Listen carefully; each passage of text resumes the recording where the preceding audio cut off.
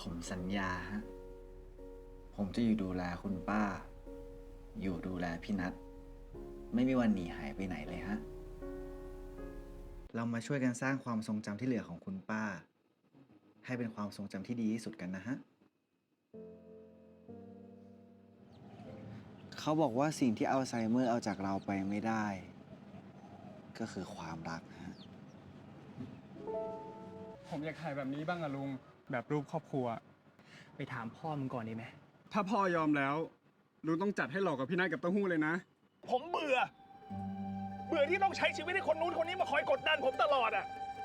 ทั้งที่10ทั้งคุณจักรกลทั้งคุณชิงแล้วคุณด้วย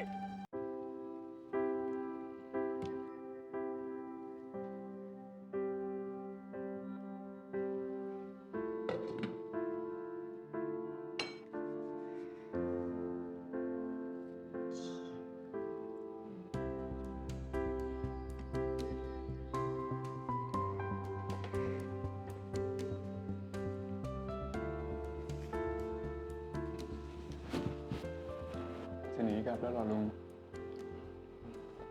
รีบไปไหนครับหึ ก็เมื่อคืนมึงตื้อให้กูนอนเนี่ย ให้กูทำไง กูก็ต้องรีบกลับก่อนที่พ่อจะมาดิ ไหนลุงบอกว่าลุงก็มีดีไง ฮะ แล้วกลัวอะไรล่ะ กูไม่ได้กลัว แต่กูห่วงใจพ่อมึงต่างหากมาเจอกูในบ้านแบบไม่ทันตั้งตัวแบบเนี้ยเดี๋ยวเขาก็ช็อกตายหรอก เอาไว้พ่อมา ผมจะบอกเรื่องของเรานะ มึงรีบเหรอ รีบสิ ใครจะรู้ล่ะว่าวันพรุ่งนี้จะเป็นยังไงอะชีวิตคนเรามันไม่แน่ไม่นอนหรอกนะ ดูอย่างพี่นัทกับคุณป้าสิ เขาถึงบอกให้เราใช้ชีวิตให้เต็มที่ อยากจะทำอะไรก็ทำ อยากรักใครก็รัก รู้สึกดีกับใครก็ให้บอก ผมดีใจจริงๆนะ ที่มีลุงอะ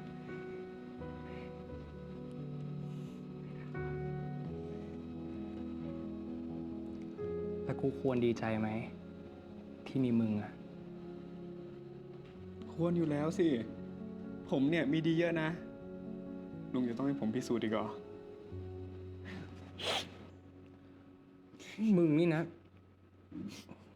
ใช่เอาอีกรอบปะ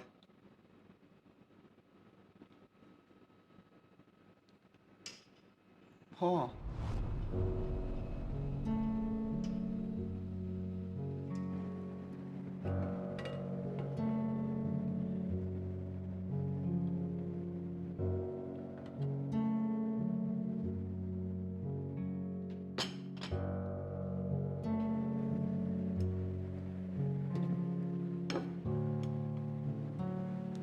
นี่ครับ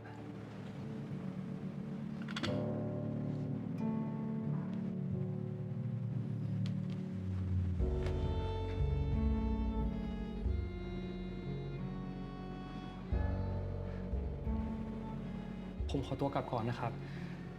พ่อลูกจะได้คุยกัน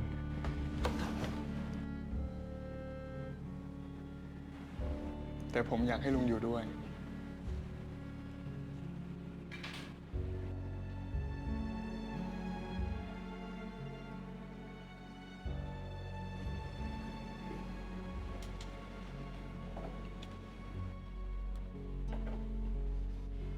สองกับลุง เราคบกันครับพ่อ จริงๆ สองตั้งใจจะบอกพ่อตั้งแต่ตอนอยู่เชียงใหม่แล้ว แต่ว่าตอนนั้นไม่มีจังหวะได้บอกอะ ตั้งแต่เมื่อไหร่ทำไมสองไม่บอกพ่อ สองเคยคิดว่าคงไม่ต้องบอกอะพอเราอยู่ด้วยกันตลอด พ่อน่าจะรู้อยู่แล้ว ว่าลูกของพ่อเป็นยังไง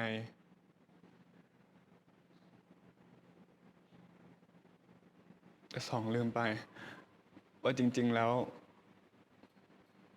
เราได้อยู่ด้วยกันน้อยมาก สองมัวแต่เรียนที่นี่ พ่อก็ยุ่งกับงานที่นู่น เราอาจไม่ได้เข้าใจกันมากอย่างที่คิด ถ ถึงสองจะยังเด็ก ยังเป็นไอ้ลูกหมาในสายตาพ่อ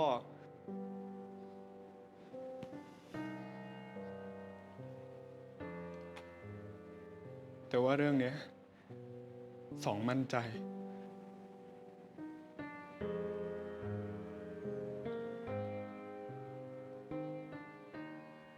สองขอโทษนะพ่อ ที่สองคงจะแต่งงาน มีลูก มีครอบครัวแบบที่พ่อฝัน แบบที่ลูกชายคนอื่นๆเขาทำไม่ได้แล้วอะ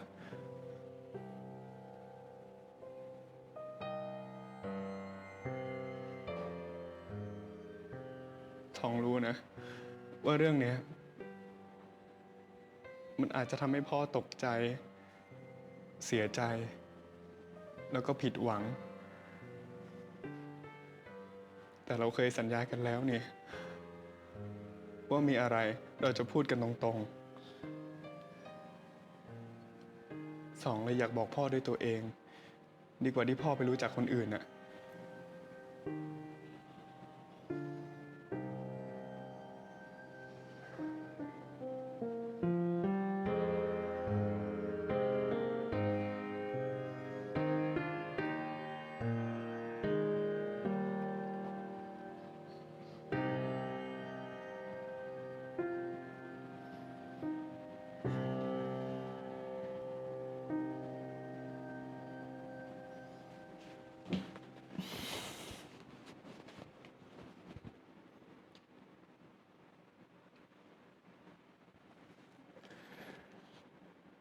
ฮัลโหลลุง ถึงบ้านหรือยังอะ กูถึงบ้านแล้ว มึงโอเคใช่ไหม ขอโทษนะลุง จริงๆ ผมตั้งใจจะพาลุงมาแนะนำตัวกับพ่อดีๆกว่านี้ จะพาไปแบบไหน พ่อมึงก็ช็อกทั้งนั้นแหละ แต่กูเชื่อนะ ว่าอีกไม่นานพ่อมึงต้องเข้าใจ ว่าที่มึงกล้าบอกเขาเป็นคนแรก เพราะเขาคนที่มึงรัก แล้วก็ไว้ใจที่สุด ลุงรอผมหน่อยนะ ที่พ่อเงียบก็คงจะช็อกอย่างที่ลุงว่า แต่ผมเชื่อว่า พ่อจะต้องรักลุง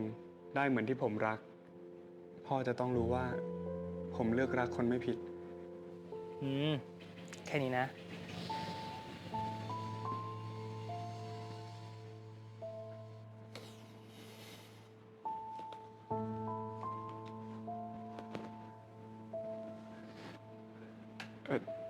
เดี๋ยวสองไปอ่านหนังสือก่อนนะ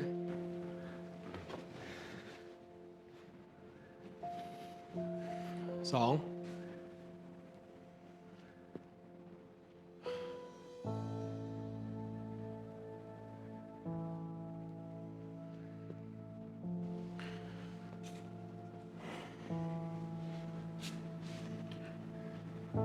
พ่อก็ขอโทษเหมือนกัน พ่อรู้ว่าที่ผ่านมาเนี่ยพ่ออาจใส่ใจสองไม่มากพอ พ่อรู้แล้วว่าสองเป็นยังไง ขอเวลาพ่อหน่อย ให้เวลาพ่อหน่อยนะ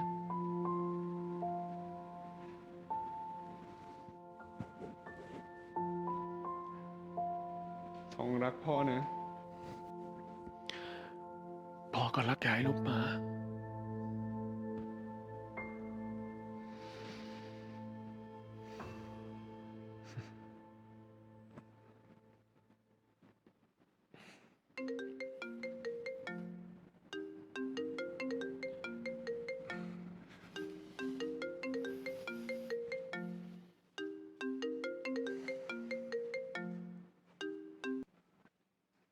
ว่าไงหมวดกล้อง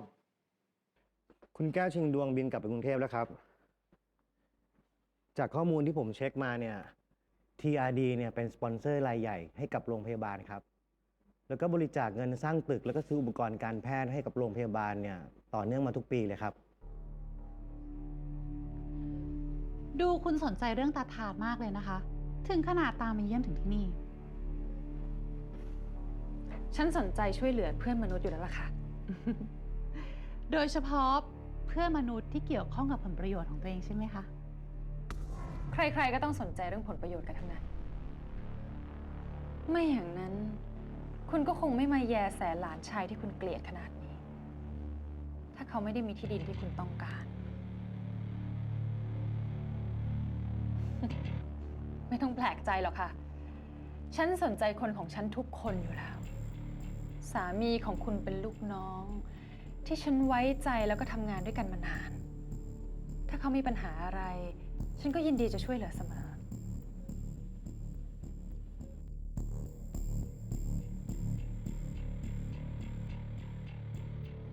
แต่เหมือนกับว่าตอนนี้มีคนไม่อยากให้มันจบ เรื่องมันก็คงจะดีอยู่แล้วล่ะค่ะ ถ้าไม่มีพวกสารแหนมาวุ่นวายจนเกิดเรื่องอีก คนที่เข้ามาดูบ้านตาทานน่ะเหรอ ค่ะ แต่มันก็คงจะสารแหนได้อีกไม่นานหรอกค่ะ เพราะฉันก็ไม่ชอบให้ใครมาขวางทางเหมือนกัน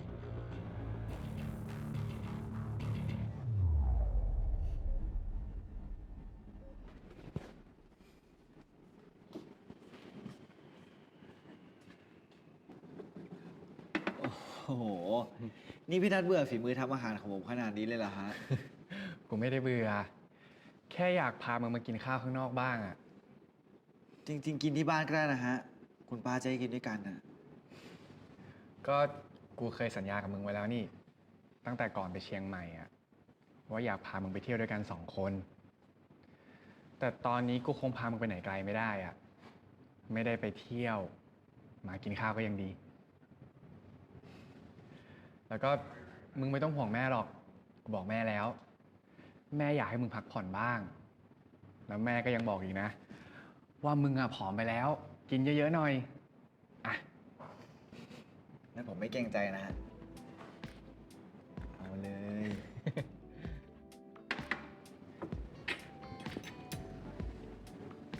ป้าอยากให้เต้าหู้คิดถึงใจตัวเองให้มากๆ ถ้าเรามีโอกาสได้รักใครแล้วเนี่ย ก็รักแล้วก็ดูแลกันและกันให้ดีที่สุด อร่อยไหม เราไม่มีทางรู้หรอก ว่าปลายทางที่เราเลือกมันจะเป็นยังไง ถึงปลายทางที่เราเลือก มันอาจจะเจอความเจ็บปวด แต่เราก็จะไม่เสียใจ เพราะมันไม่มีอะไรสำคัญไปกว่า การเห็นคนที่เรารักมีความสุข ในช่วงเวลาที่เรามีกันและกันอีกแล้ว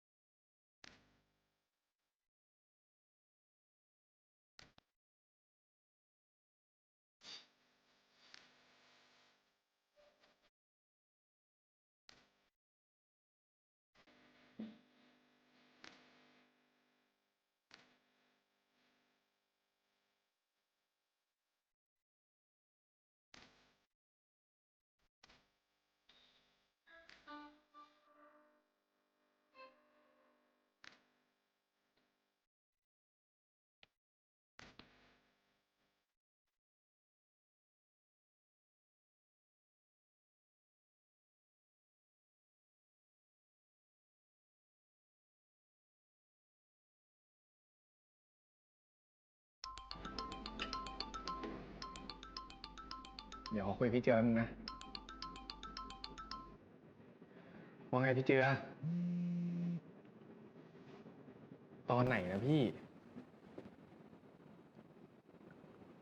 ส่งไปแล้วพี่ พี่นัทไปเข้าห้องน้ำนะฮะ ส่งไปแล้วพี่เจือเช็คดีๆร่าง3ไง ใช่ ไม่ อันนั้นมันเป็นวันจันทร์ที่แล้วพี่เจือ เต้าหู้ ขอบคุณนะฮะ ไอ้เต้าหู้มึงเอาใจมันหนักขนาดนี้เนี่ย มันหลงมึงตายเลย ก็พี่นัทดูแลผมดีมาตลอดเลยอะผมเลยอยากหาของขวัญให้บ้างเนี่ยฮะ ขอบคุณมากเลยนะฮะ ไม่เป็นไร เอาอะชอบเห็นคนรักกัน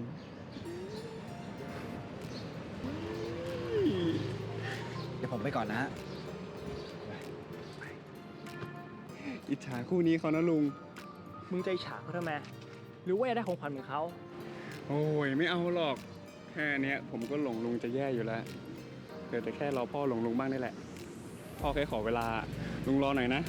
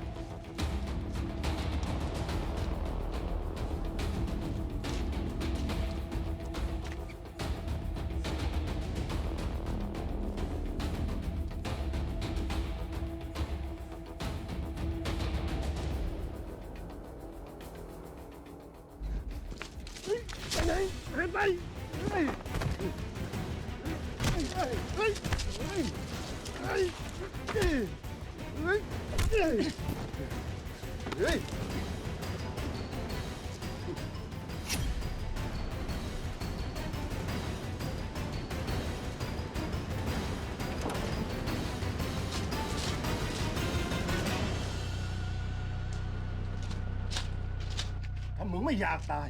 อยู่เงียบ แกเป็นใครอะแกต้องการอะไร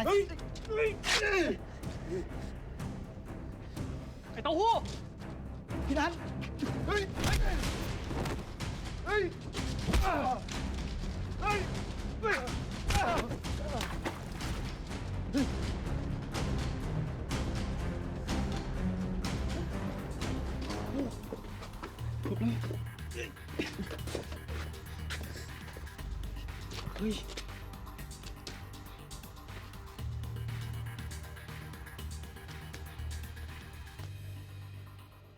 ถ้ากูไปช้ากว่านี้มึงจะทำยังไง ดีนะที่กูตามมึงไปห้องน้ำอ่ะ กูเห็นว่ามึงไปนาน ผมขอโทษนะฮะ ผมเกือบทำให้นัทเจ็บตัวอีกแล้วอะ คนที่เจ็บอะคือมึง ทำไมมึงไม่ให้กูแจ้งตำรวจวะ อย่าทำให้วุ่นวายเลยฮะ ถ้าเป็นนัทไปแจ้งตำรวจ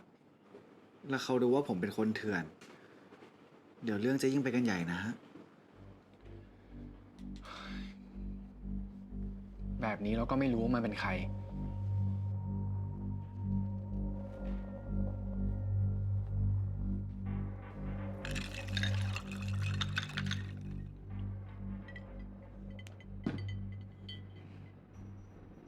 มาหานะแต่เช้า มีอะไรหรือเปล่าจ๊ะ ผมเอาแยมสตรอเบอรี่มาฝากอะฮะ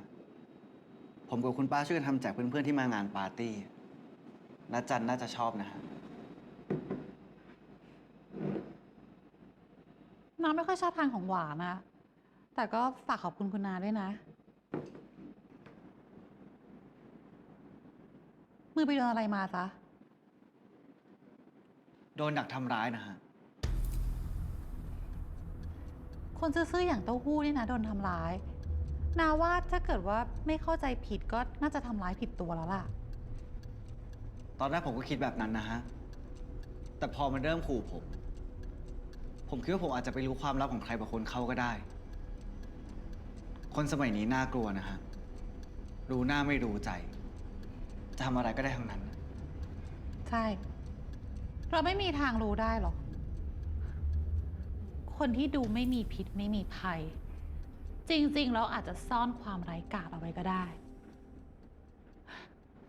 และบางครั้ง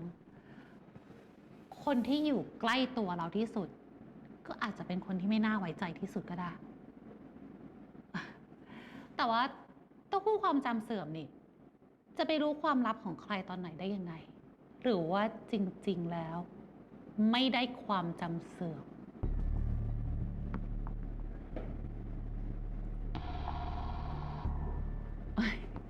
นี่นาล้อเล่นน่ะ คนซื่อๆอย่างเต้าหู้คงจะไม่โกหกหรอกนาก็ไม่รู้หรอกนะ ว่าเต้าหู้เคยเกี่ยวข้องอะไรกับตาทาหรือเปล่า แต่ถ้าเกิดจำอะไรได้ขึ้นมา ก็ระวังตัวไว้หน่อยละกัน เพราะเรื่องบางเรื่อง ยิ่งรู้มากก็ยิ่งอันตราย อย่างเช่นเรื่องที่คุณตาทานถูกทำร้าย แล้วน้าจันกับลุงสันอยู่ที่บ้านคุณตาทานวันนั้นเหรอฮะ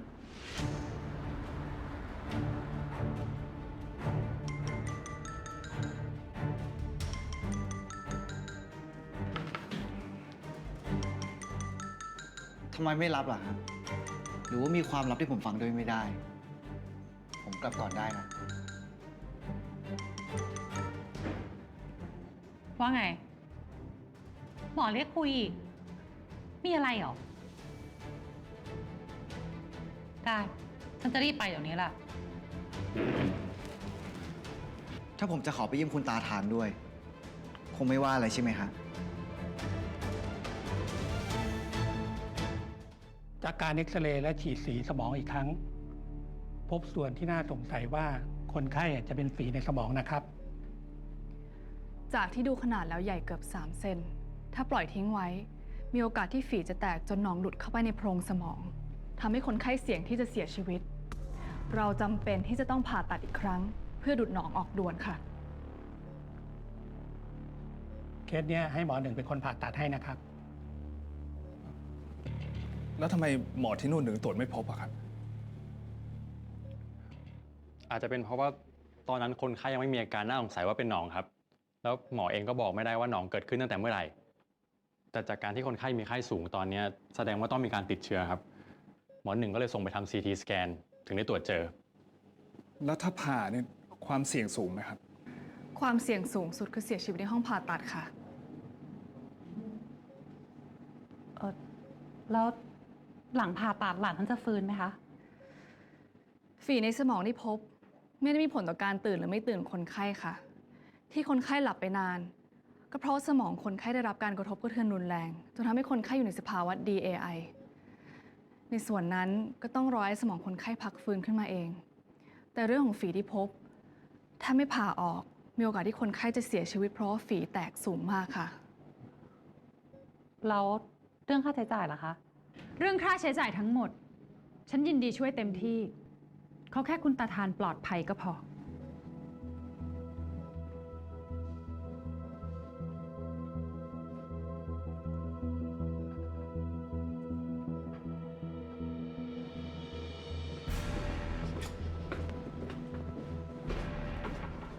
คุณไม่จำเป็นต้องช่วยนะ เรื่องนี้ผมจัดการเองได้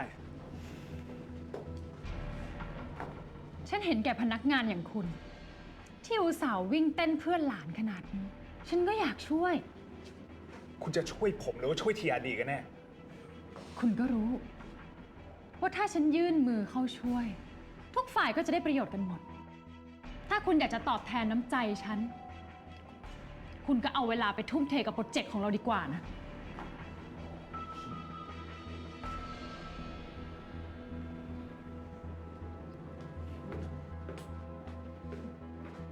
คุณจะเดือดร้อนทำไม ถึงผ่าตัดไปยังไงมันก็ไม่ฟื้นขึ้นมาหรอก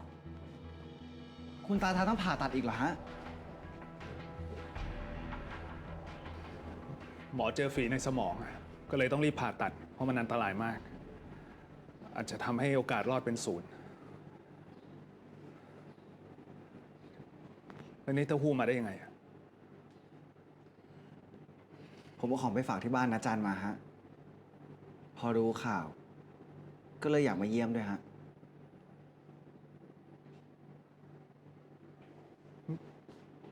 แล้วมือนี่ อุบัติเหตุนิดหน่อยฮะ เดี๋ยวผมกลับก่อนนะฮะ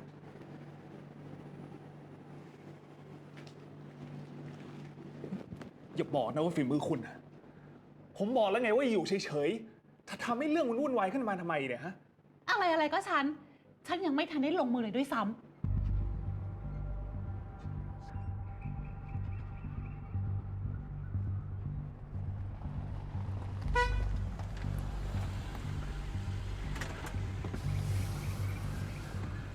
เดี๋ยวลุงไปส่ง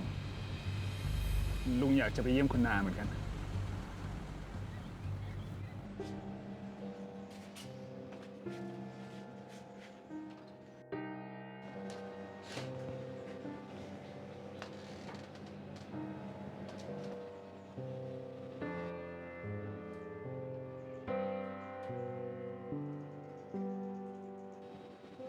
ผ้านี่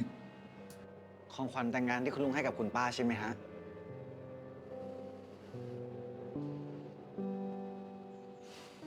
แปลกนะ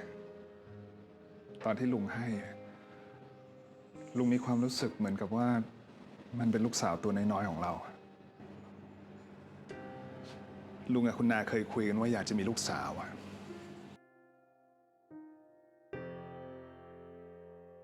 มีหน้า คุณพ่อผมสีช็อกโกแลตมอลต์ถึงได้ตื่นขึ้นมาเป็นเด็กผู้หญิงช่างพูดช่างคุย ลุงไม่เคยคิดเลยนะ ว่าสิ่งที่ลุงทำมันจะส่งผลร้ายกับคุณนา เพราะมันทำให้สิบมันระแวง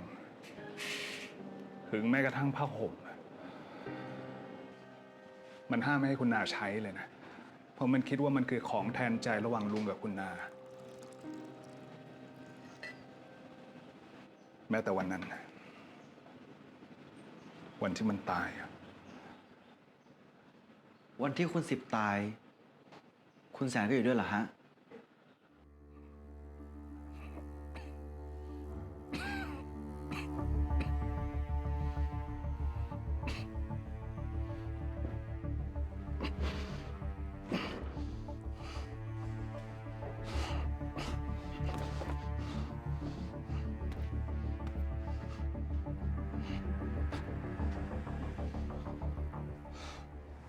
วันนั้นลุงลงมาทำธุระที่กรุงเทพ ก็เลยแวะมาเยี่ยมคุณนากับนัดอย่างที่เคย แต่วันนั้นนัดเขาไม่อยู่บ้าน สิบมันไม่สบายมากนะแต่มันก็ยังอุตส่าห์ตะเกียกตะกายลงมาจากข้างบน คุณสิบผมคิดว่า คุณลุงกับคุณป้ายังรักกันอยู่ ก็เลยต้องรีบลงมาขวาง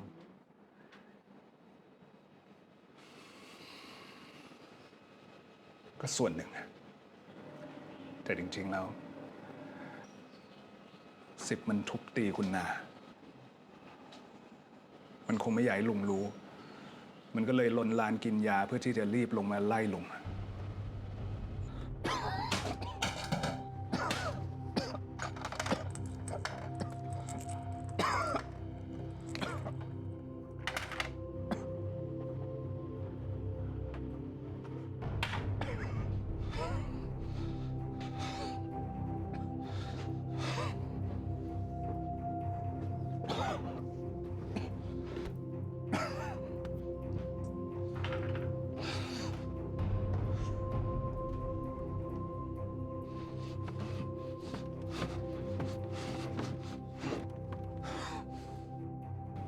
คุณบอกเพื่อนคนนี้ได้เสมอนะ มันคงจะรีบจนหน้ามืด ก็เลยกินยาผิด สิบมันแพ้ยากลุ่มเอนเซนมาตั้งแต่เด็กแล้ว โชคดีที่ลุงไม่ได้แพ้มัน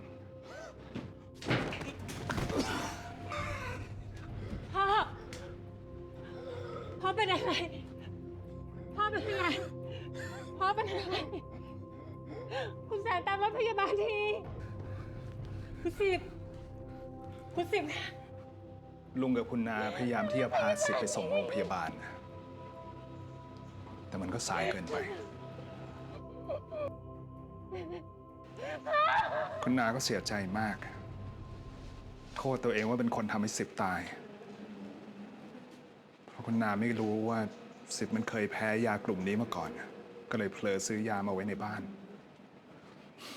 ลุงพยายามที่จะปลอบใจคุณนาแล้วนะ ว่ามันไม่ใช่ความผิดของเขา คุณนาก็แค่ซื้อมา เพราะความจริงมันโหดร้ายเกินกว่าจะรับไหว คุณป้าถึงได้หลอกตัวเอง แล้วสร้างโลกใบใหม่ขึ้นมา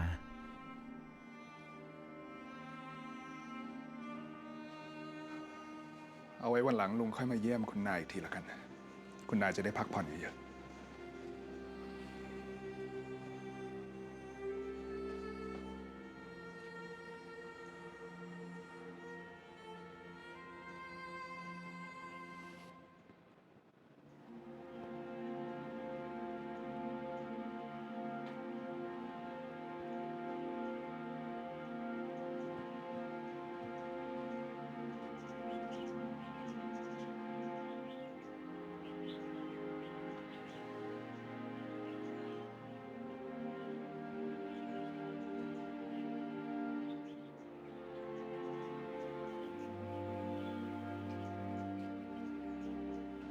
ลุงไปก่อนนะ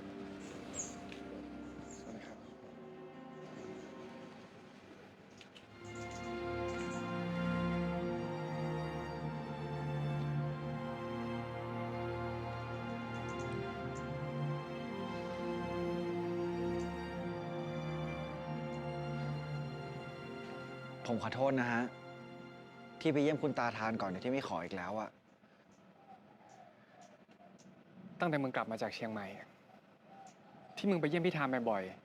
ๆที่มึงทำตัวแปลกๆเหมือนมีอะไรในใจ มันไม่ใช่เรื่องแค่พี่ทามใช่ปะที่กวนใจมึงอะแต่ยังมีเรื่องลุงแสงกับอาจารย์อีก พี่นัทรู้เหรอฮะ ทำไมไม่บอกกูวะ ผมก็แค่สงสัยอะฮะ แล้วก็หวังให้มันไม่ใช่เรื่องจริง คนดูใจดีอย่างลุงแสน ไม่น่าจะทำร้ายใครได้นะฮะ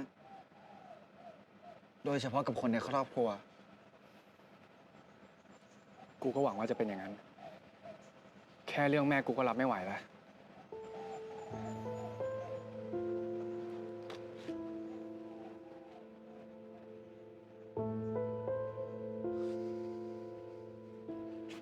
พี่นัทรักคุณลุงแสนมากเลยใช่ไหมฮะ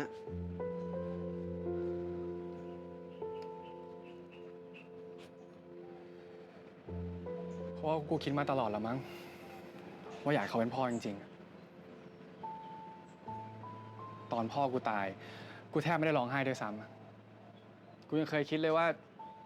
พ่อตายไปแบบนั้นก็ดีเหมือนกัน กูกับแม่จะได้เป็นอิสระ ไม่มีใครต้องเจ็บอีก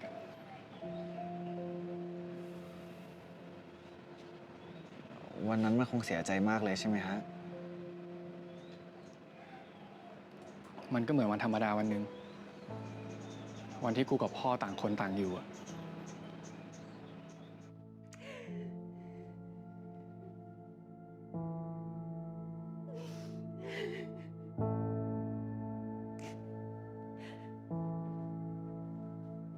ช่วงนั้นกูอยู่หอ ไม่ค่อยได้กลับบ้าน พอรู้ข่าวมาถึงโรงพยาบาล เขาก็ไม่อยู่แล้วอะพอถามแม่เกิดอะไรขึ้นอะแม่ แม่กูก็เอาแต่ร้องไห้ เขาคงสะเทือนใจมากแหละ ที่เห็นพ่อตายต่อหน้า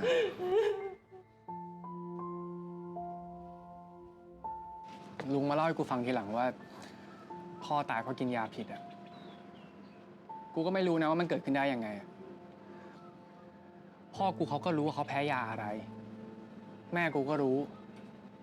ขนาดกูยังรู้เลย เพราะกูเคยไปซื้อยาให้เขาอะมันคงถึงคราวของเขาแล้วมั้ง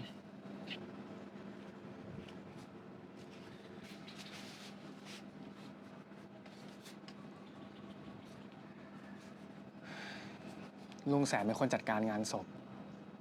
เป็นเรี่ยวแรงแทนเราแม่ลูกทุกอย่าง แต่หลังจากนั้นเราก็แทบไม่ได้เจอกัน ลุงยังคอยช่วยเหลือพวกเราอยู่ห่างๆ แต่ก็ไม่ได้มาเยี่ยมแม่เหมือนเดิม ช่วงนั้นกูเรียนหนัก ไม่ค่อยได้กลับบ้าน แม่ก็เลยเศร้าอยู่คนเดียว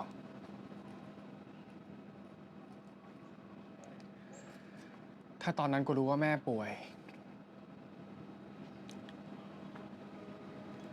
กูคงไม่ทิ้งแม่ไว้แบบนั้นนะ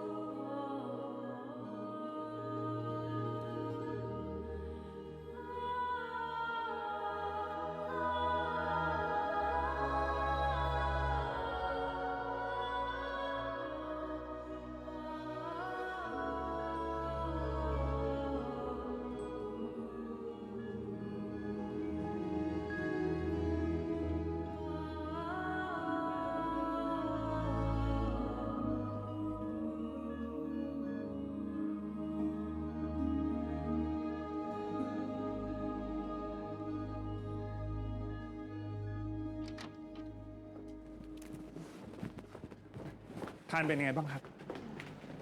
การผ่าตัดเป็นไปตามที่วางแผนไว้ค่ะ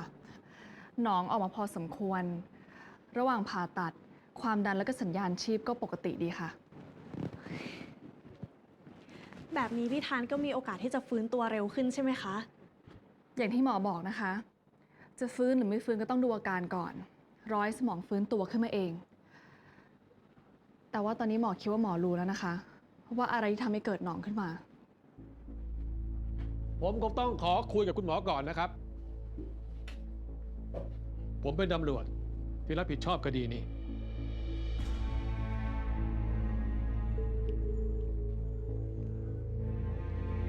หมวด ผมเพิ่งได้ข้อมูลจากหมอว่า พ่อ พ่อ พ่อต้องไม่เป็นไรนะ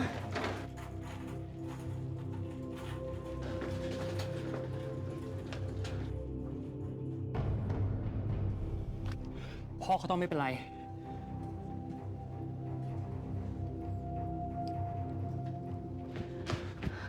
พี่นัทเกิดอะไรขึ้นอะ ท่านรองถูกยิง ฮะ พี่เพิ่งแยกกับท่านรองไม่ถึง10 นาทีเองนะ พี่พริบอยู่กับท่านรองเหรอฮะ ใช่ พี่ท่านรองคุณแสนแล้วก็คุณจันทร์เพิ่งคุยกับหมอที่ผ่าตัดให้พี่ทานเมื่อกี้เอง แล้วพ่อมาถูกยิงในโรงพยาบาลได้ไงอะพ่อไม่เคยมีปัญหากับใคร หรือว่าจะเกี่ยวข้องกับที่หมอบอก หมอบอกอะไรพิบ หมอเจอเสี้ยนไม้ในสมองพี่ทานค่ะ ตอนที่หมอดูดหนองออกมา หมอเจอเสี้ยนไม้นี้ปนออกมาด้วยค่ะ เสี้ยนไม้เหรอคะ ค่ะ หมอสงสัยว่ามันจะเป็นสาเหตุที่ทำให้เกิดหนองขึ้นมา ถึงแม้ว่าจะหลังจากเกิดอุบัติเหตุนานแล้วก็เถอะ แต่หมอคนก่อนบอกว่า อาวุธที่คนร้ายใช้เนี่ยเป็นของแข็งไม่มีคม แล้วก็ไม่ได้รายงานลักษณะบาดแผล กับวัตถุแปลกปลอมในบาดแผลเลยนะครับ ไม่น่าเป็นไปได้นะคะ เพราะยังไงถ้าผ่าตัดครั้งแรก หมอที่ผ่าก็ต้องเห็นว่ามันมีเศษอะไรอยู่ในนั้น นอกจากว่าหมอคนนั้นจะพลาด หมอสันนิษฐานว่าน่าจะมาจากอาวุธที่ใช้ทำร้ายพี่ทาน แต่พลิปเดาว่าน่าจะเป็นเบาะแสสำคัญ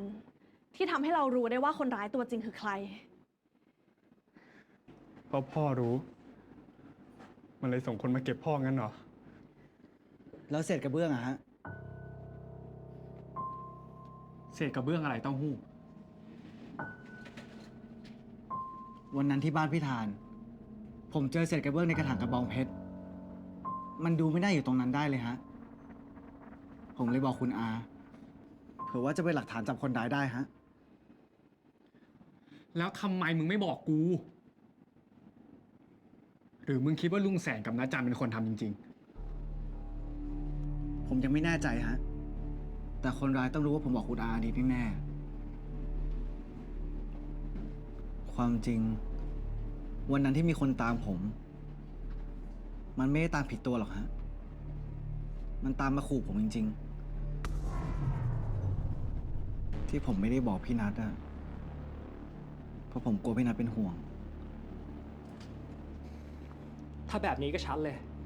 พวกมันต้องเป็นผู้ที่ทำร้ายพิธานแน่ๆ พวกมันคงคอยจับตาดูความเคลื่อนไหวของพวกเราตลอด คนที่กล้าทำอุกอาจไม่กลัวกฎหมาย ต้องมีทั้งเงิน แล้วก็อำนาจ TRD เหรอ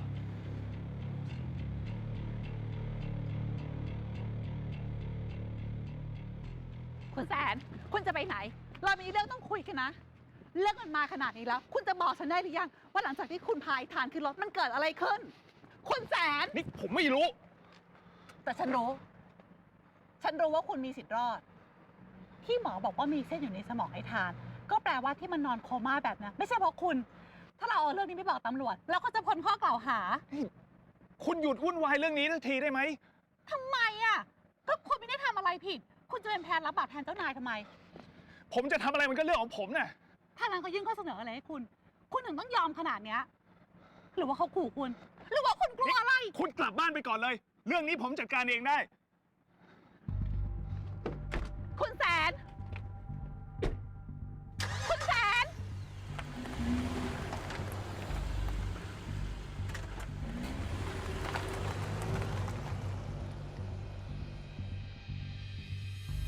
ตำรวจคงกำลังแห่ไปที่โรงพยาบาล บอกให้มันไปหาที่กบดานซะ แค่นี้คดีก็ชะงักไปได้อีกนานละ ทำไมคุณถึงต้องทำขนาดนั้น ทำร้ายเด็กยังไม่พอ ยังส่งคนไปยิงตำรวจอีกเหรอ ฉันจะจัดการเด็กนั่นคนเดียว แต่คุณก็แส่ย้ายมันมาที่นี่จนตำรวจระแคะระคาย ฉันก็เลยต้องตัดไฟตั้งแต่ต้นลม แล้วคุณจะต้องตามซื้อหมอตามฆ่าตำรวจฆ่าคนอีกกี่คนน่ะ มันจะจบที่ตรงไหนเหรอ ตรงที่ฆ่าผมด้วยอย่างนั้นเหรอ ฆ่าคุณน่ะมันง่ายนิดเดียว ใช่ไง เพราะถ้าคุณจะฆ่าผมคุณควรจะฆ่าไปตั้งนานแล้ว แต่ที่คุณไม่ทำเพราะคุณรู้ไงว่าถ้าคุณฆ่าคนอีกอ่ะ TRD จะยิ่งเป็นที่สนใจ โอกาสรอดมันจะยิ่งยากขึ้นไปอีก ผมว่าแทนที่คุณจะทำให้เรื่องมันวุ่นวายไปมากกว่านี้ เรามาตกลงกันดีกว่า ตกลงอะไร ถ้าคุณต้องการให้โปรเจกต์หมู่บ้านป่าโวมันดำเนินต่อไปอะคุณต้องหยุดทำร้ายใครต่อใคร ปล่อยให้ผมรักษาตาทาน แล้วถ้าเขาฟื้นขึ้นมาผมจะคุยกับเขาเอง คุณจะไปขอร้องให้เขายอมความเรื่องที่ถูกทำร้ายร่างกายเหรอ ใช่อะแล้วถ้าเขาฟื้นขึ้นมา ผมจะอธิบายทุกอย่างที่มันเกิดขึ้นให้เขาเข้าใจเอง คุณไม่มีปัญญาทำให้มันสำเร็จหรอก เพราะถ้าคุณทำสำเร็จตั้งแต่วันนั้น เราคงไม่ต้องมาถึงจุดนี้ เรื่องมันมาถึงจุดนี้ก็เพราะคุณนั่นแหละ เพราะคุณน่ะส่งคนตามไปทั้งที่สั่งให้ผมไปเจรจากับทานไง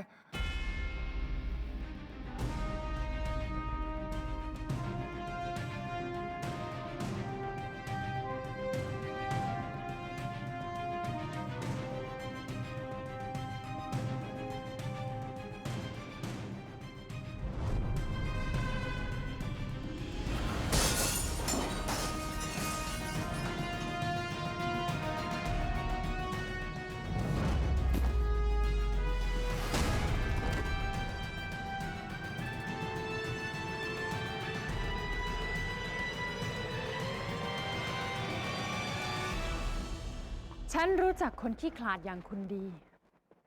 ฉันก็เลยต้องเอาคนของฉันตามไปปิดจ็อบ แต่คุณก็โง่ เกือบทำทุกอย่างพัง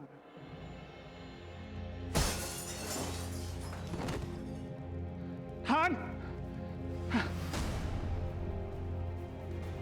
เฮ้ยไปเก็บหลักฐานมาให้หมด จะทำอะไรอ่ะทำแบบนี้ทำไมอ่ะ เรียบร้อยแล้ว เอารถมาได้เลย เฮ้ย เอาตัวมันไปเร็ว จะเอาเข้าไปไหน นี่มันหลานกูนะ กูไม่ยอมให้มึงทำแบบนี้กับหลานกู อย่ามายุ่งนะ มันไม่ใช่เรื่องของคุณ ผมอัดคลิปไปหมดแล้ว อาฆ่าน้องชายตัวเองแล้วทำให้ผู้หญิงที่ตัวเองรักตกเป็นบ้า แต่อากลับทำเหมือนว่ามันไม่เกี่ยวอะไรกับอาเลย เฮ้ย เอาตัวมันไปเร็ว ดีที่โชคไม่เข้าข้างคนโง่อย่างคุณ เราถึงทำสำเร็จ เสียดายที่คนของฉันน่ะมันมักง่าย แล้วหลานคุณมันก็ตายยาก วันนั้นคุณทำอะไรเขา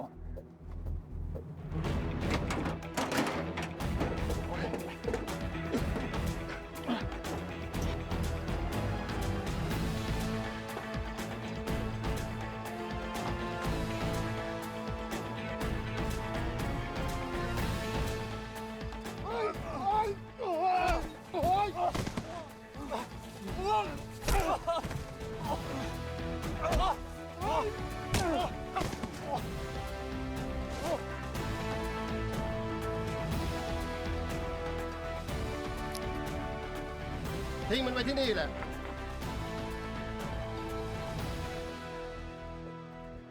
คุณนี่มันเหี้ยมกว่าที่ผมคิดอีก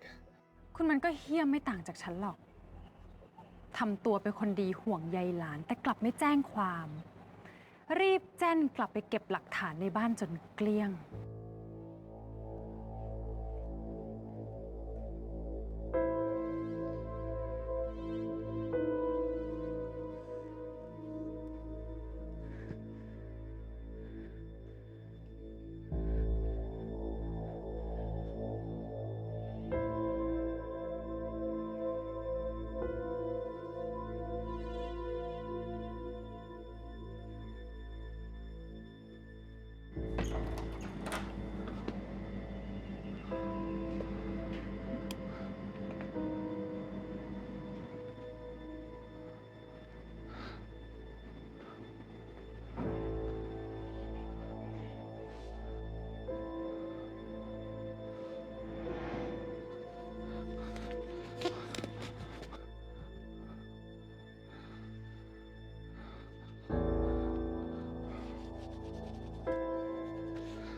ยอมรับความจริงเถอะว่า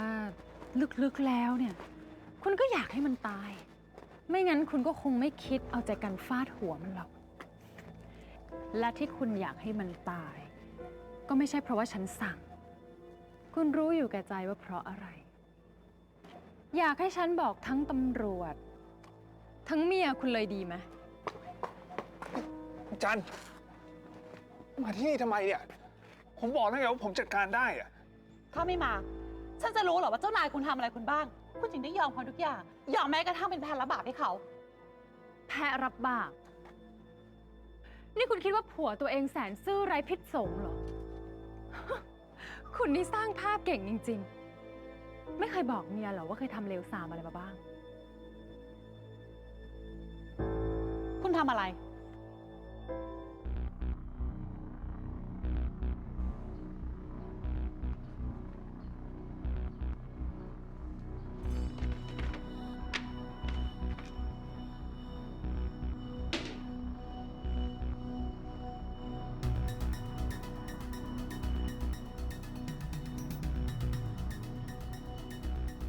ผมฝากเอาของพวกนี้ไปคืนเจ้านายอาทีนะครับ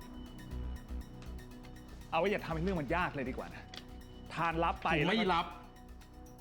ผมไม่ใช่คนอย่างอาที่จะเลือกเงินแทนความถูกต้อง ความถูกต้องเหรอ ความถูกต้องในประเทศนี้มันซื้อได้ด้วยเงินไงทาน ทานคิดว่าจะเอาชนะพวกเขาได้อย่างนั้นเหรอ พวกเขาเป็นใครแล้วเราเป็นใคร อย่าไร้เดียงสาหน่อยเลยนะทาน คนรุ่นอามันคิดกันแบบนี้ไงครับ ประเทศนี้มันถึงมาได้แค่นี้อะถ้าอาไม่คิดจะทำอะไรให้มันดีกว่านี้อาก็ทนอยู่แบบนี้ต่อไปเถอะ แล้วก็อย่ามาขวางทางผม ทานนี่ทานเห็นกับอาเหอะ อาไม่อยากเห็นทานเป็นอะไรนะ นี่อาขู่ผมเหรอครับ อาแค่เตือน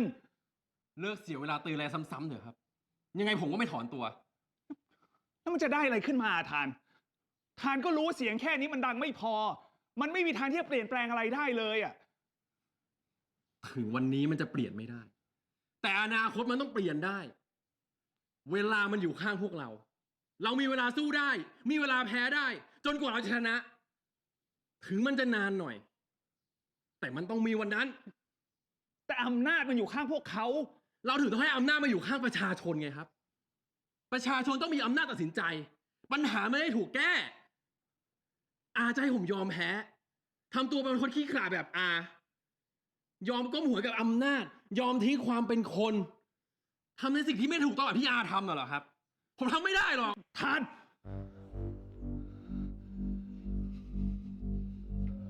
เอาเป็นว่าทานถอยออกมา ใครจะทำอะไรก็เรื่องของเขา ไม่ใช่เรื่องของเรา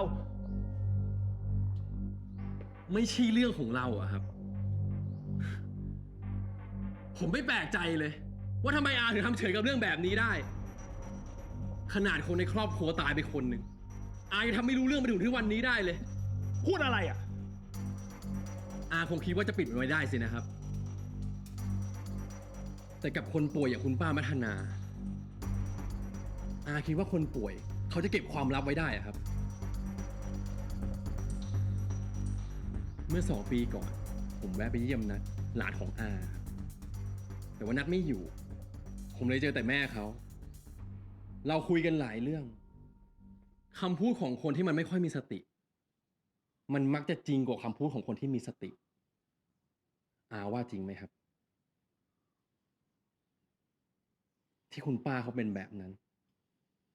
เพราะเขาคงรู้สึกผิดที่เห็นสามีเขาตายไปต่อหน้าต่อตา โดยที่เขาทำอะไรไม่ได้ อาฆ่าน้องชายตัวเอง แล้วทำให้ผู้หญิงที่ตัวเองรักต้องเป็นบ้า แต่อากลับทำเหมือนว่ามันไม่เกี่ยวอะไรกับอาเลย ก็ไม่แปลกหรอกครับ ที่อาจะบอกว่าเรื่องปาโวเนี่ยไม่ใช่เรื่องของพวกเรา เมียอยากให้หลานตายเพราะหวังมรดก ส่วนผัวก็อยากฆ่าหลานเมียเพราะดันมารู้ความลับเรื่องที่คุณฆ่าน้องชายตัวเอง ถึงคุณจะหยุดหลานคุณได้ แต่เดี๋ยวมันก็มีคนอื่นเข้ามาแสงดี แล้วถึงหลานคุณจะฟื้นขึ้นมา ถ้าเข้ามาขวางฉันอีก ฉันก็จะจัดการมันอีก ใครที่เข้ามาขวาง ฉันจะกำจัดให้หมด เพราะฉะนั้นสิ่งที่พวกคุณควรทำก็คืออยู่เฉย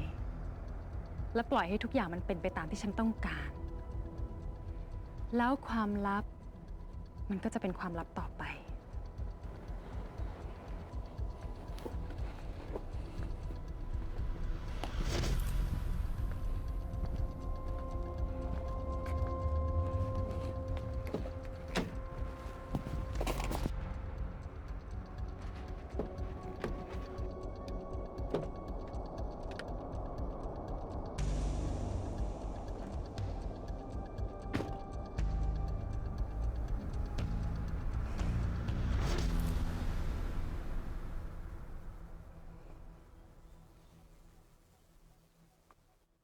คุณฆ่าน้องชายตัวเอง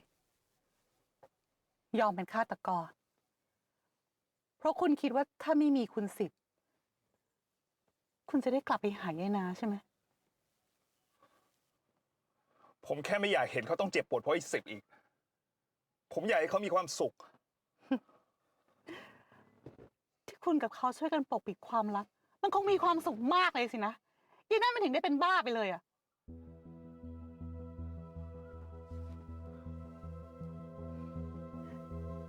แล้วคุณจะทำยังไงต่อ ใครๆก็รู้ความลับของคุณหมดแล้ว ทั้งเจ้านายคุณ ทั้งไอ้ทาน แล้วก็ยังเต้าหู้อีก ฉันว่ามันรู้เรื่องทุกอย่างหมดแล้ว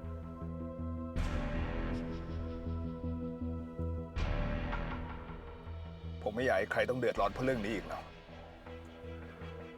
แล้วคุณก็จะไปขอร้องมัน เหมือนที่คิดจะไปขอร้องให้ทานงั้นเหรอ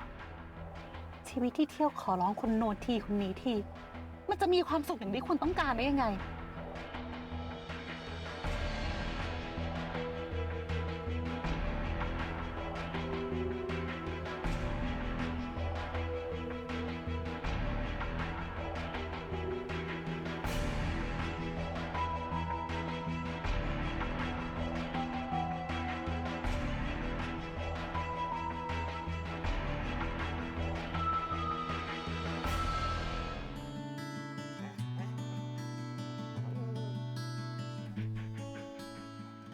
ขึ้นช่าย ขึ้นช่ายไม่เอา ขึ้นช่ายไม่เอา ขึ้นช่าย ขึ้นช่ายปล่อย ปล่อย แม่ ปล่อย ขึ้นช่าย ขึ้นช่ายปล่อย ขึ้นช่ายหยุด ขึ้นช่าย ขึ้นช่าย พี่เต้าหู้พี่เต้าหู้ช่วยหนูด้วย พี่เต้าหู้พี่เต้าหู้ ขึ้นช่ายขึ้นช่ายขอนะ ขึ้นช่ายปล่อย ขึ้นช่ายขึ้นช่ายปล่อย ขึ้นช่ายปล่อย ขึ้นช่ายหยุด ขึ้นช่ายปล่อย ขึ้นช่ายหยุด เอานี้ขึ้นช่ายขึ้นช่ายปล่อย ขึ้นช่าย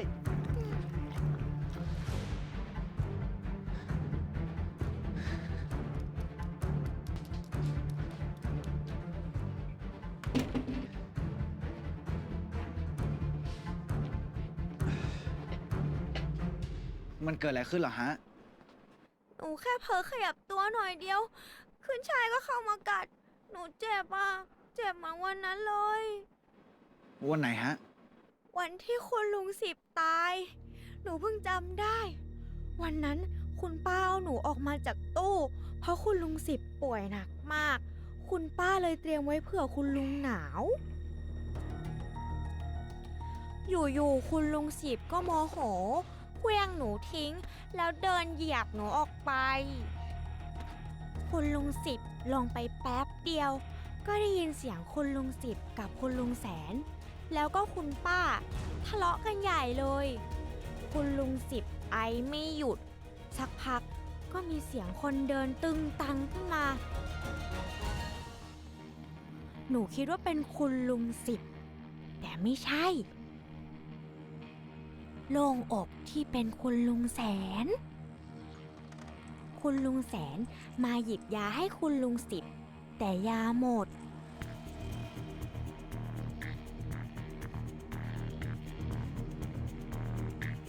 คุณลุงแสนก็เลยเอายาของตัวเองใส่ไปในนั้นแทน คุณลุงแสนใจดีจริงๆ ลุงมาเล่าให้กูฟังทีหลังว่า พ่อตายเพราะกินยาผิดอ่ะ กูก็ไม่รู้นะว่ามันเกิดขึ้นได้ยังไง พ่อกูเขาก็รู้ว่าเขาแพ้ยาอะไร แม่กูก็รู้ ขนาดกูยังรู้เลย เพราะกูเคยไปซื้อยาให้เขาอะ ถ้าคุณพ่อผมบอกว่า คุณแสนเป็นคนสลับยา แปลว่าคุณสิบไม่ได้ตายเพราะหยิบยาผิดแถมเขายังโกหกด้วยอ่ะ คุณป้าต้องรู้เรื่องแพ้ยานี่ดีอยู่แล้ว ไม่มีทางซื้อเข้าบ้านเด็ดขาด พี่เต้าหู้พูดอะไรอ่ะ งงไปหมดแล้วอ่ะ คนยิ่งง่วงอ่ะ เสียงใครอะฮะ อ๋อ เสียงคุณเป้ คุณเป้เหรอฮะ ฉันอยู่ในนี้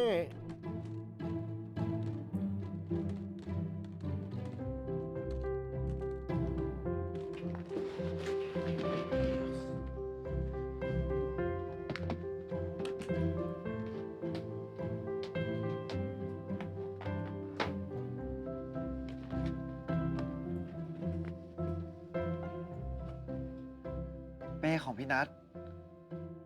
คุณป้าเอาคุณเป้ออกไปซักให้พี่นัทบ่อยๆ แล้วก็เอามาเก็บไว้ในนี้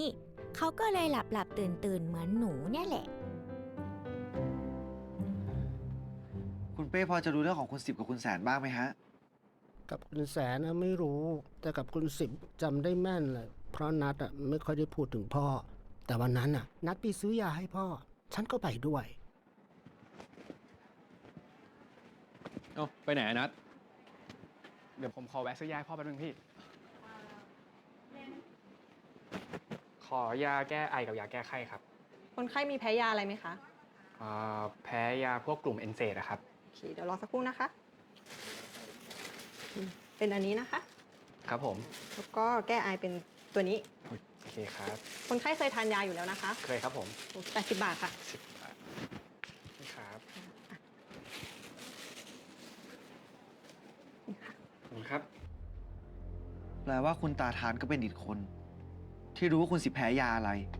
มีคนมาเพิ่มอีกแล้ว แล้วเขาเกี่ยวกับคนอื่นๆไหมเนี่ย เกี่ยวสิ ทานไม่ได้แค่เคยไปซื้อยากับนัดนะ แต่ทานอ่ะ เคยมาคุยกับคุณนาที่นี่ด้วย เรื่องวันนั้นคุณป้าเคยเล่าให้ผมฟังฮะ คุณเป้ก็ดูด้วยเหรอฮะ บังเอิญไหมล่ะ คุณป้าเอาฉันออกไปซักพอดี ดีนะที่ยังไม่ได้เก็บเข้าตู้ ฉันเลยได้เจอตาทานหลังจากไม่ได้เจอกันตั้งนานแน่ อยากกลับมาเปิดสตูดิโอเกี่ยวกับภาพที่เชียงใหม่ครับ ใช่ครับ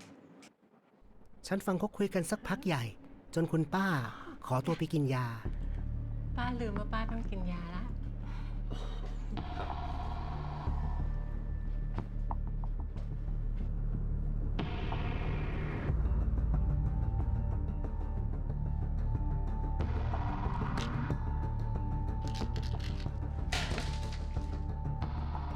ป้าครับ ผมช่วยเก็บครับ พ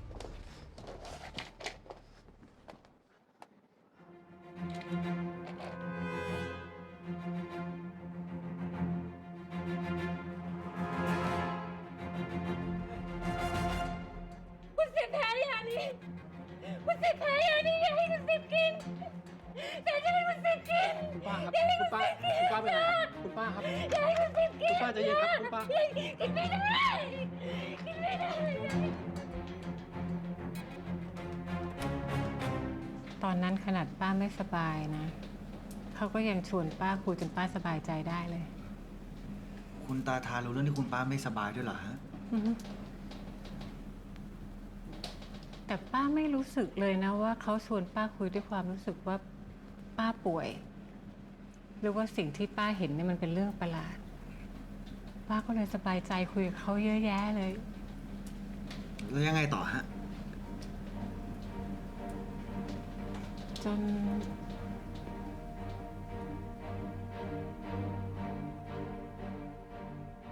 ที่คุณป้าไม่เล่าต่อ เพราะคงนึกได้ว่า อาการป่วยของตัวเองทำให้เผลอหลุดปากเล่าความลับให้คุณตาทานรู้ คุณตาทานคงอยากจะบอก แต่มันเป็นเรื่องที่พูดยาก คงกลัวว่า จะทำร้ายจิตใจพี่นัทและเพราะห่างกันไปแล้ว รู้ว่าตัวเองไม่มีสิทธิ์ก้าวก่าย คุณตาทาเลยได้แต่เก็บความลับนั้นไว้ จนถึงวันที่อันตรายมาถึง ถ้าทุกอย่างเป็นไปแบบที่ผมคิดจริงๆ พี่นัทจะเสียใจแค่ไหน ถ้าต้องรู้ว่า ลุงที่เคารพฆ่าพ่อของตัวเอง ถึงความสัมพันธ์ของพี่นัทกับพ่อจะไม่ดีนัก แต่อย่างน้อย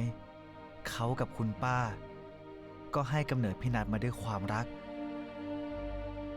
แล้วถ้าพี่นัทรู้ว่าคุณป้ารู้ทุกอย่าง พี่นัทจะคิดยังไง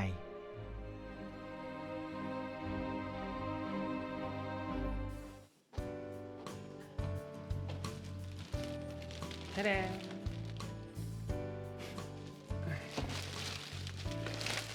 ซื้อขนมมาให้ อ่านไป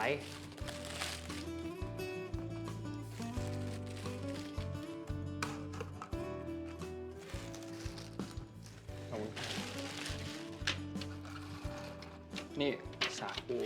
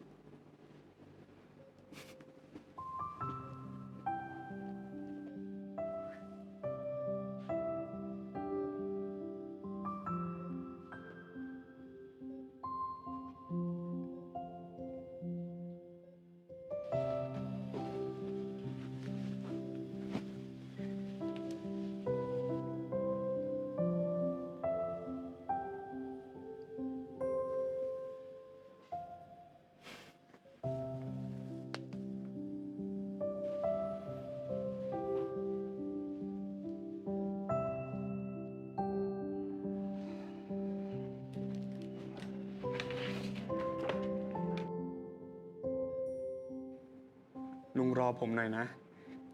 แต่ผมเชื่อว่า พ่อจะต้องรักลุงได้เหมือนที่ผมรัก พ่อจะต้องรู้ว่า ผมเลือกรักคนไม่ผิด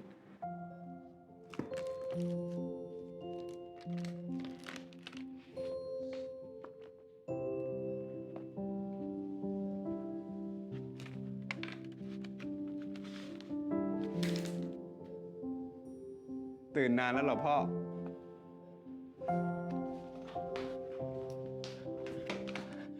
พ่อฟื้นแล้วเหรอครับ พ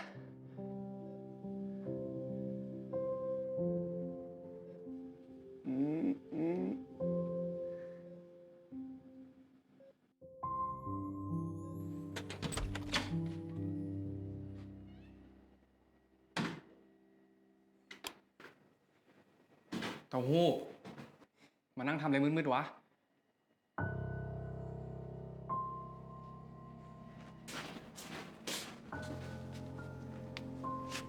เต้าหู้ เฮ้ย ทำไมหน้าซีดจังอะดูก่อน เป็นไรวะ เต้าหู้อุ้ยไอ้เต้าหู้ นอนก่อน นอนก่อน ไอ้เต้าหู้ เป็นอะไรวะ เต้าหู้ แม่ แม่ แม่เต้าหู้เป็นอะไรไม่รู้ ผมควรทำยังไงทำเหมือนไม่มีอะไรเกิดขึ้น และพยายามมองทุกอย่างเหมือนเดิมงั้นเหรอ ผมอยากให้บ้านเป็นบ้าน อยากให้พี่นัทกับคุณป้ามีความสุขตลอดไป แล้วความยุติธรรมกับคุณตาทาน อยู่ที่ไหน แล้วเต้าหู้เป็นอะไรอะนัท หมอบอกว่าน่าจะเครียดลงกระเพาะอ่ะแม่ แล้วเขาเครียดเรื่องอะไร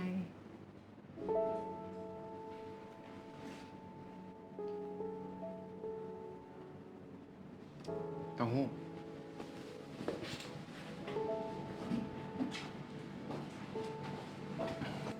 เป็นไงบ้างวะ ยังคลื่นไส้อยู่ป่ะ ไม่ละฮะ ผมขอโทษนะฮะ ที่ทำให้เป็นห่วง คุณอานิกเป็นไงบ้างเหรอฮะ พ่อฟื้นแล้ว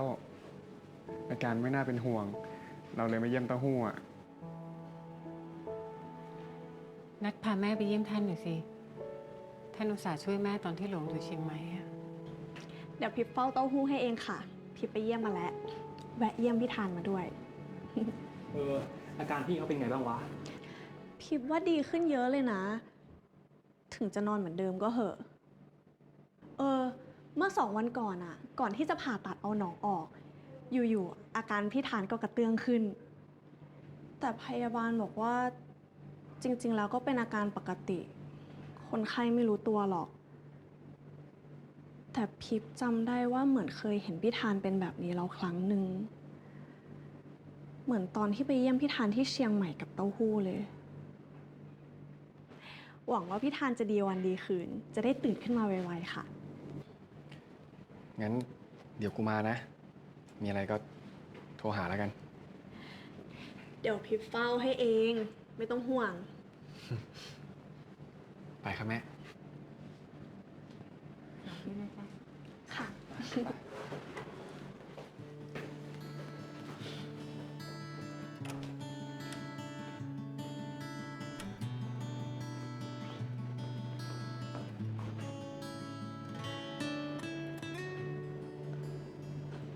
เต้าหู้กินไหม พี่หยิบให้ ไม่เป็นไรฮะ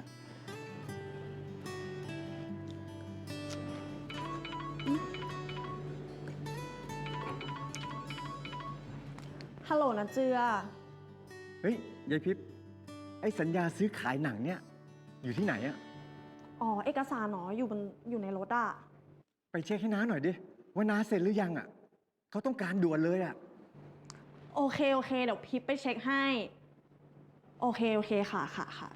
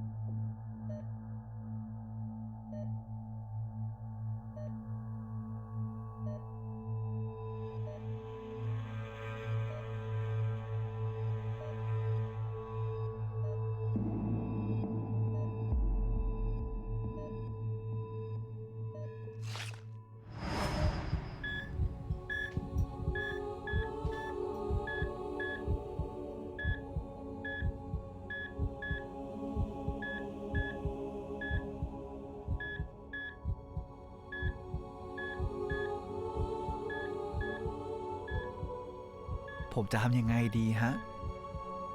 ถ้าผมยังมีชีวิตอยู่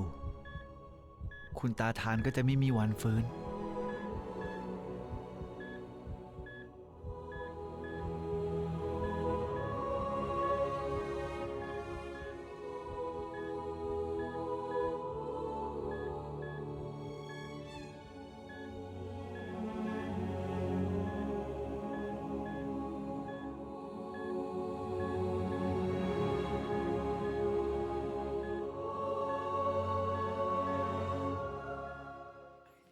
ดีนะคะที่คุณคิดถูกย้ายตาทานมารักษาที่เนี่ย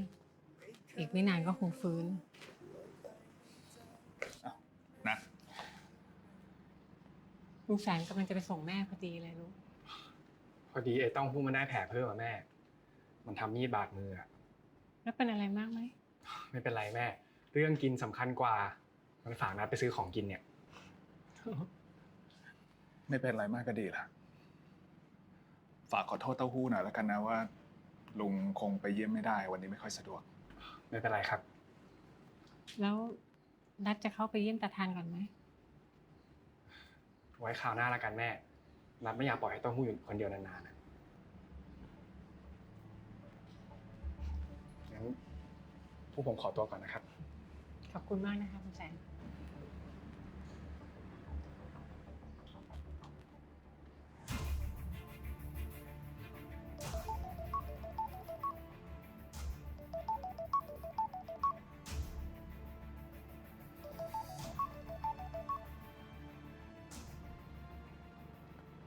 ว่าไงเต้าหู้โกหกนัดเขาแบบนี้มันจะดีเหรอ หรือว่าปกติก็โกหกจนเคยชิน คุณลุงคิดว่าผมโกหกพี่นัทเรื่องความจำเสื่อมเหรอฮะ แล้วมันไม่ใช่เหรอ ถ้าเต้าหู้บอกว่ารู้จักกับตาทานน่ะแล้วอ้างว่าขึ้นไปเชียงใหม่เพราะเริ่มจำอะไรได้เนี่ย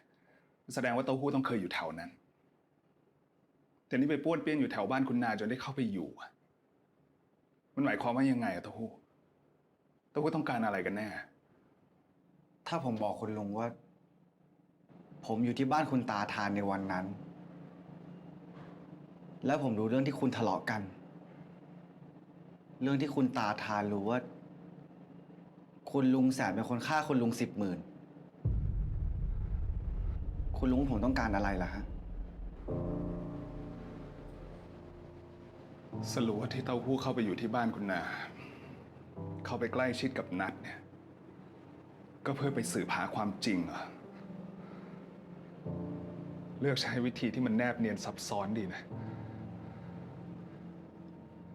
ผมไม่มีทางเลือกมากหรอกฮะ แต่คุณลุงยังเลือกได้นะฮะ คุณลุงเลือกที่จะคืนความยุติธรรมให้กับคุณตาทานได้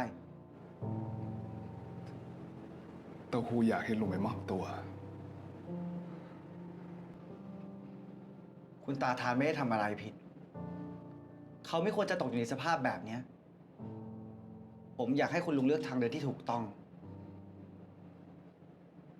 ผมรู้นะฮะว่ามันยาก แต่ทุกอย่างควรจะกลับไปในทางที่มันควรเป็น ไม่ใช่แค่กับคุณลุง แต่กับคนผิดอย่าง TRD ก็ต้องรับผิดชอบเหมือนกัน ถ้าเต้าหู้มั่นใจว่าลุงหรือว่า TRD เป็นคนทำไปบอกตำรวจ เว้นซะแต่ว่าเต้าหู้จะไม่มีหลักฐาน คิดดูให้ดีๆนะ ถ้าคิดจะลื้อฟื้นนะไม่ใช่แค่คุณนานะที่จะต้องเจ็บปวด แต่นัดก็จะต้องเจ็บปวดซ้ำแล้วซ้ำอีกนะ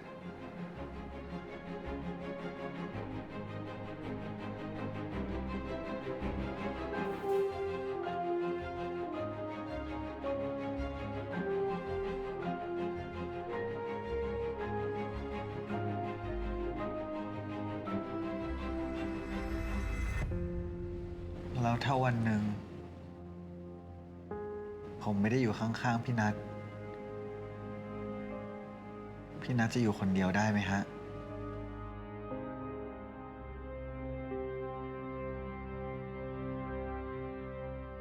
ถ กลับบ้านกันนะเต้าหู้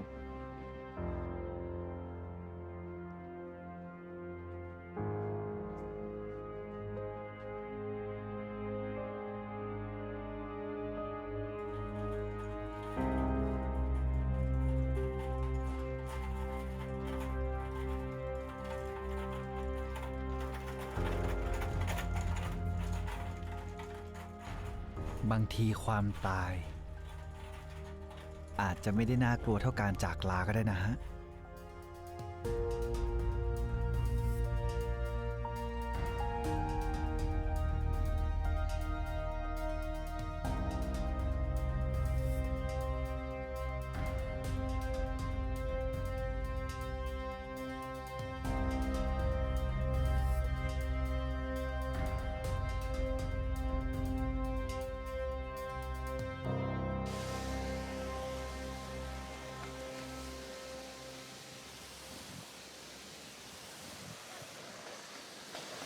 คุณชายทำอะไรตรงนี้หึ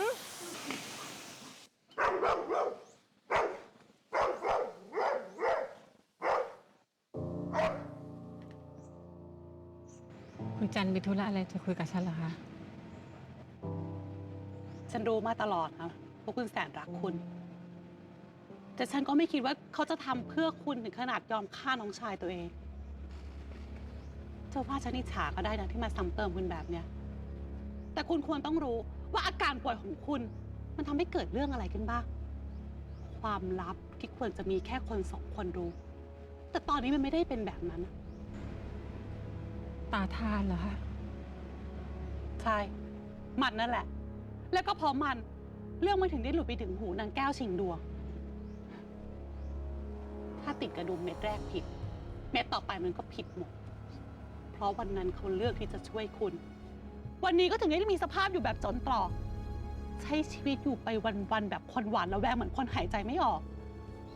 หันไปทางไหนก็เจอแต่ทางตัน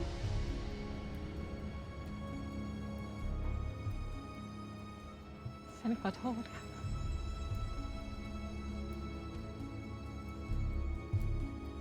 เอาจริงๆ ฉันก็รู้นะว่าไม่ใช่ความผิดของคุณ แต่ฉันก็เกลียดคุณ แล้วก็เกลียดเขาที่ไร้สติช่วยคุณแบบไม่ลืมหูลืมตา แต่คุณกลับไม่เคยทำอะไรเลย คุณไม่เคยคิดที่จะลุกขึ้นมาทำอะไรเพื่อตัวเอง จนเขาต้องทำ แล้วเขาก็กลายเป็นฆาตกร ส่วนคุณก็เอาแต่จมกับความทุกข์ ความรู้สึกผิดจนกลายเป็นคนป่วย ฉันเคยคิดจริงๆนะพวกคุณมีชะตากรรมที่น่าสงสาร แต่เรื่องทั้งหมดที่มันเกิดขึ้น มันก็เป็นเพราะคุณอะไรที่ทำให้เป็นแบบนั้น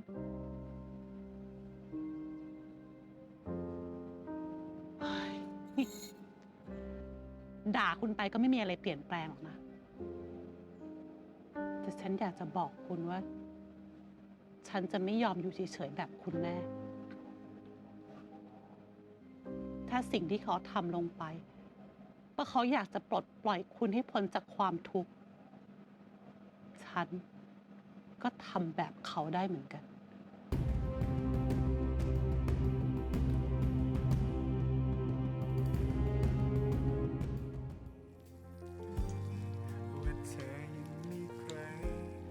พี่นาว่าไงนะฮะ ไอ้เต้าหู้หกมาแล้วเนี่ย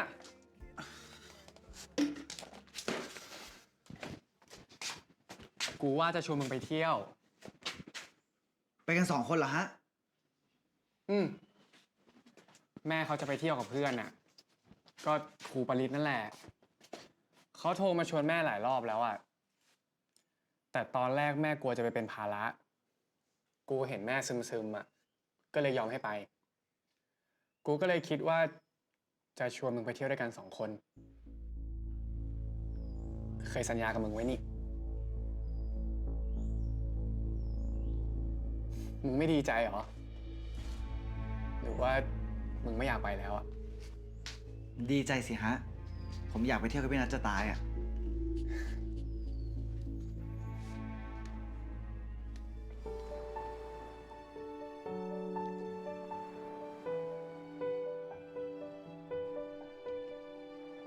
ทำไมถึงมาที่นี่ล่ะฮะ จริง ๆ ไปที่ไหนก็ได้แหละ เพราะว่าทริปเนี้ยคนสำคัญกว่าสถานที่ กูเลยเลือกที่จะมาเกาะสีชังเพราะว่ามันใกล้ดีอ่ะ งั้นเราจะทำอะไรกันดีฮะ เล่นน้ำไหม ไม่เอาอ่ะ กูอยากอยู่กับมึงมากกว่า แล้วก็อยากฉลองที่ปิดโปรเจกต์ กูก็เลยมีของขวัญมาให้ ให้ผมเหรอฮะ ที่ผ่านมากูไม่ค่อยได้ทำอะไรให้มึง มีแต่มึงทำให้กู กูเลยอยากจะขอบคุณมึงอ่ะ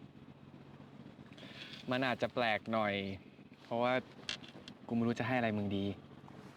ก็เลยไปปรึกษาไอ้เกณฑ์อ่ะ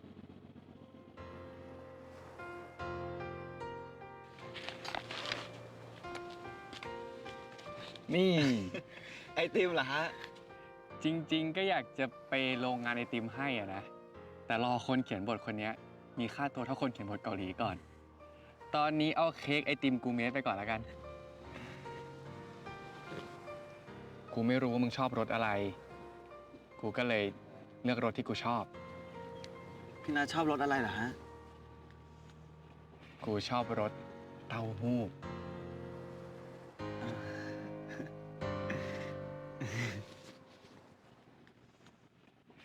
จริง ๆ ก็อยากจะอวดว่าทำคนเดียวอะนะ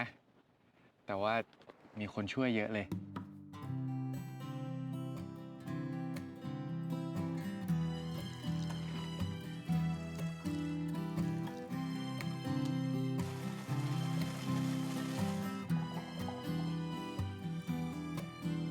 ไม่หมดแค่นั้นนะ ลุงชูกับน้าโหน่งก็ช่วยด้วย เขายอมเสี่ยงชีวิตมาลองชิมให้อ่ะ แล้วก็ช่วยเพิ่มท็อปปิ้งแล้วก็หาไอเดียตกแต่งอ่ะ พอกูบอกว่าอยากทำของขวัญให้มึงอ่ะ มีแต่คนอยากจะช่วย มึงเนี่ยเป็นที่รักของทุกคนจริง ๆ นะ เพราะฉะนั้นของขวัญชิ้นเนี้ยไม่ใช่เป็นแค่ของขวัญจากกู แต่เป็นของขวัญจากทุกคนเพื่อมึง ทุกคนอยากให้มึงมีความสุข ผมมีความสุขที่สุดในโลกเลยฮะ แต่ว่าก่อนกินอ่ะ ผมขอถ่ายรูปก่อนได้ไหมฮะ เอาสิ เดี๋ยวกูถ่ายให้ ได้ฮะ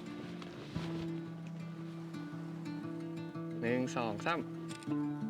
1 2 3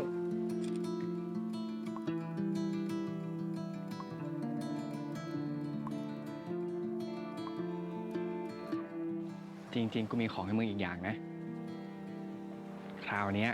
จากกูคนเดียว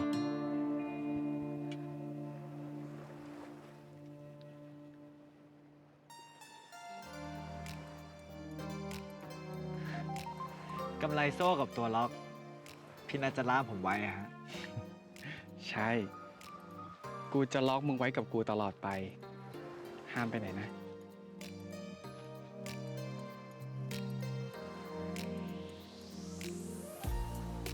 จากคนที่เคยไม่อยากรักใคร ปิดใจเอาไว้เพราะความ ผมจะอยู่กับพี่นัทไม่มีวันไปไหนเลยฮะ ใจมืดมัวพร้อมกับแผลในใจ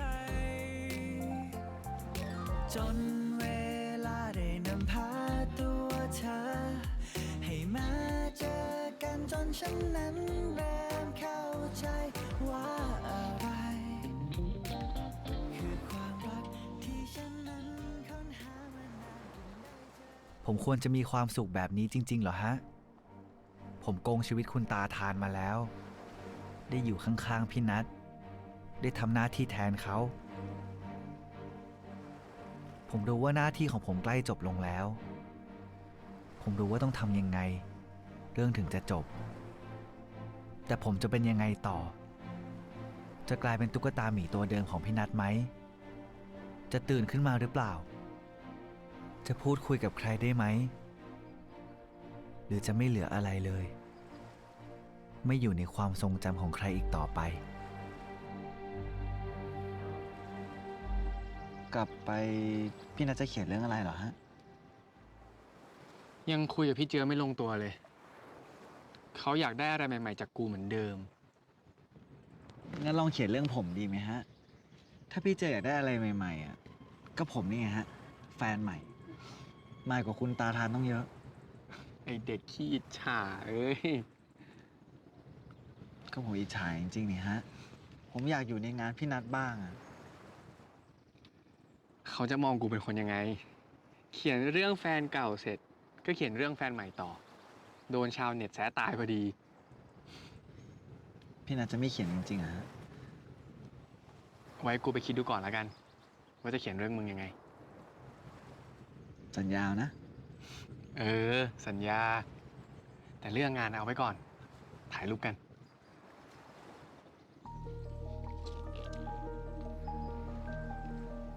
1 2 3 1 2 3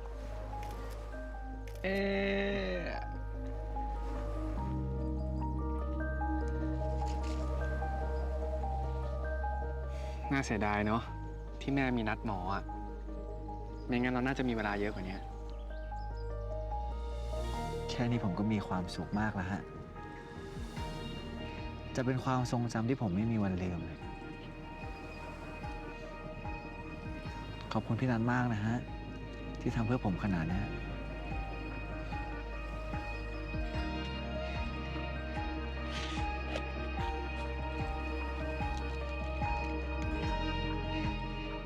มึงมีความสุข กูก็มีความสุข ขอให้ความสุข อยู่กับเราไปนานๆด้วยเถอะฮะ เต้าหู้น่าจะเข้าใจว่า เวลาที่เราเห็นคนที่รักเจ็บ มันเจ็บยิ่งกว่า ไอ้เต้าหู้มึงเป็นไรเต้าหู้ พ่อเห็นลูกมีความสุขที่ได้คบกัน พ่อเห็นแล้วว่าลูกสองคนดูแลกันได้ ถ้าคบกันแล้วมีความสุขก็คบไปเถอะ พี่เคยบอกนัดแล้วใช่ไหม แค่เห็นนัดมีความสุข พี่ก็จะมีความสุขด้วย ผมดีใจนะฮะ ที่พี่นัทยิ้มได้แบบเนี้ย มีความสุขมากๆนะฮะ เป็นเพียงเพื่อนคนหนึ่งของเธอ เป็นคนที่ตัวเธอไม่เคยรู้ จากคนที่เคย